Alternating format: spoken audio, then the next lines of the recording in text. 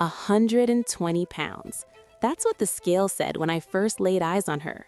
Margot was lying in the corner of that cold shelter kennel, barely able to lift our head. While other dogs barked and jumped for attention, she just existed. Her breathing was labored, her eyes carried a sadness I'll never forget. The shelter staff walked past her cage without a second glance. "She's been here for 3 weeks," one volunteer whispered to me. "Nobody even stops to look anymore." And in that moment, something inside me shifted. I was there volunteering, just walking dogs like I did every weekend. But Margot, she wasn't just another dog. When I got home that evening, I tried to focus on dinner, on TV, on anything else. But her face kept appearing in my mind. Those eyes, that struggle, the way she looked at me as if saying, "Please, just give me a chance." I couldn't sleep. At 2 a.m., I was Googling how to help overweight dogs and can severely obese dogs recover? The articles were mixed, some hopeful, some brutally honest about the challenges ahead. And you know what? If you're still watching and haven't subscribed yet, I need you to understand something. This channel exists because of stories like Margot's, real transformations, real second chances, real love. If her story is already touching your heart, hit that subscribe button, because what happens next will change how you see the power of dedication forever. I promise you won't regret it. The next morning, I called the shelter. "I want to foster Margot," I said. The silence on the other end told me everything. "Are you sure?" they asked. "She's going to need a lot of work, a lot of patience, a lot of time." I was sure. When I brought her home, reality hit hard. Margot couldn't stand to eat her food. She physically couldn't. Her legs trembled under the weight of her own body. I had to hand feed her, sitting on the floor, helping her balance. Drinking water became a team effort. Every single time. Walking? That was a whole different battle. "Come on, Margot, just to the end of the driveway," I'd say, my voice full of false confidence.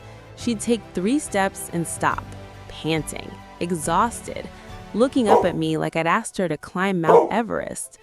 The neighbors started noticing. "Is she okay?" they'd ask, concern written all over their faces. Some would offer unsolicited advice. "Have you tried?" Yes, we'd tried everything. "Maybe she's just lazy." No, she was suffering. There's a difference.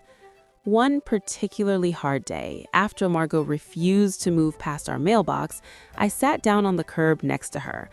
"I don't know if I can do this," I admitted out loud, tears streaming down my face.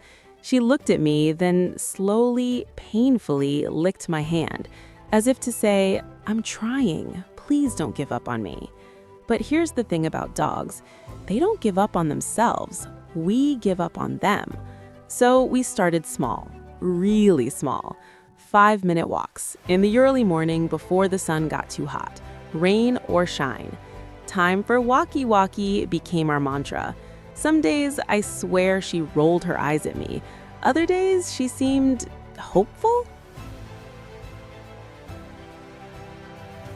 The vet said she needed to lose at least 50 pounds. 50! That's like asking a human to lose 150 pounds. The road ahead was going to be brutal. At least 6 months of strict diet, controlled exercise, physical therapy exercises at home. I didn't think she was always up for the challenge. Hell, I wasn't sure I was up for it. But then something incredible happened. About 3 weeks in, I brought home a plush toy. Just a cheap, squeaky alligator from the pet store. I tossed it on the floor, not expecting much. Margot stared at it. Then she reached out one paw. Then she played. For the first time since I'd met her, she actually played. It lasted maybe 30 seconds, but in those 30 seconds, I saw her, the real Margot, the dog buried under all that weight and pain and abandonment. From that day forward, things changed. She started looking forward to our walks.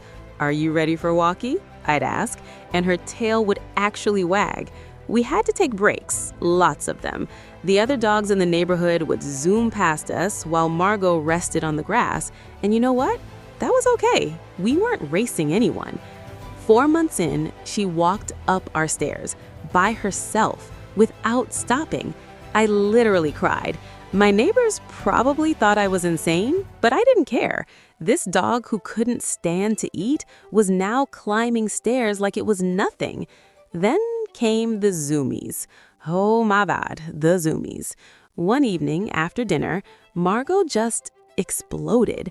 She ran circles around the backyard, this goofy smile on her face, her ears flapping like she was trying to take flight. She crashed into the fence, bounced off, kept running. She was a dog. Finally, truly a dog. At her 6-month weigh-in, she was 81 pounds. We'd done it. Actually, no, she'd done it. I just showed up. But we weren't stopping there. 2 months later, we stepped on that scale one more time, 76.1 pounds. She'd lost nearly 44 pounds. She hadn't just met the goal, she'd smashed through it. We celebrated with a humongous stuffed toy, the biggest one I could find.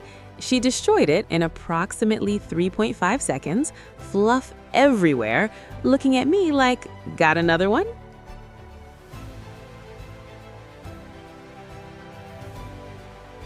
Now, here's what I need you to think about. How many Margots are out there right now? In shelters, in bad situations, just waiting for someone to see them. Not as broken, not as too much work, but as worthy of a chance. Drop a comment below. Do you believe every dog deserves a second chance? Or are some situations just too far gone? Because I'll tell you what I believe. It's never too late for love to change everything. 8 months. That's all it took to transform a dog who could barely walk into a dog who does Zoomies, who plays, who climbs stairs, who destroys toys with the enthusiasm of a puppy.